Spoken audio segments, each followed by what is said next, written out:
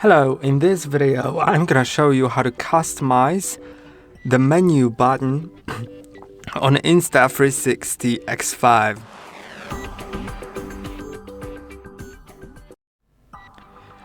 The menu button is here. To customize it, slide down from the top of your screen and then click on the settings. Now you'll find the option to customize button. Now you can select either a quick button and customize it. This is the quick button, or menu button. The video is about menu button, so we'll be doing that.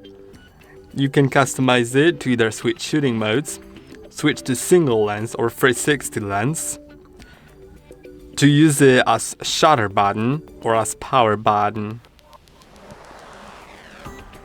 I'm gonna switch it to switch single lens 360, and now you can see that I'm switching to front lens, rear lens,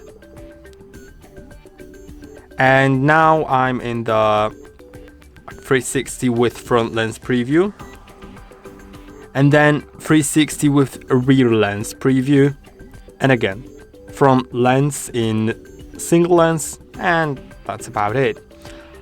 I hope that this video was helpful. Don't forget to like and subscribe, and see you in the next one.